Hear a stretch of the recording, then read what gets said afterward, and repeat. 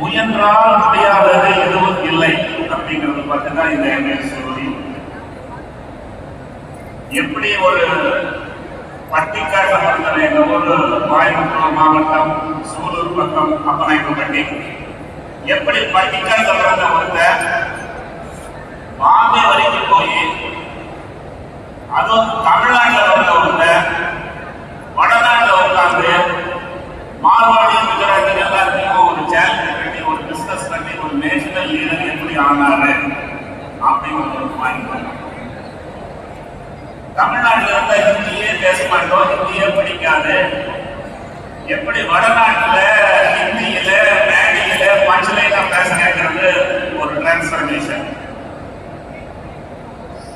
பயாலஜியே படிக்காதவங்களால எப்படி ஒரு மெடிக்கல் ஃபீல்ட்ல நுழைஞ்சு பேத்தாலஜியில நேஷனல் லீடரா ரீச் பண்ணுங்கிறது ஒரு ஆஸ்பெக்ட். எப்படி ஒரு கவர்மெண்ட்ல வேலை செஞ்சுட்டு இருந்த ஒரு மனுஷன் 15 வருஷம் கவர்மெண்ட்ல வேலை செஞ்சுட்டு எப்படி ஒரு மோஸ்ட் பவர்ஃபுல் கார்பரேட் லீடர் ஆனா அப்படிங்கிறது ஒரு பாயிண்ட். அத்தனைக்கும் மேல 500 ரூபாய் எடுத்துட்டு ஜெயந்தி ஜனதா எக்ஸ்பிரஸ் ஏறி கோயம்புத்தூர் உட்கார்ந்து பாம்பேக்கு போன வேலுமணி எப்படி 5000 கோடிக்கு சிங்கிள் பேமெண்ட் சேர்த்து வாங்கி தமிழ்நாட்டுக்கு வந்திருக்காங்கிறதும் ஒரு பெரிய ஸ்டோரி.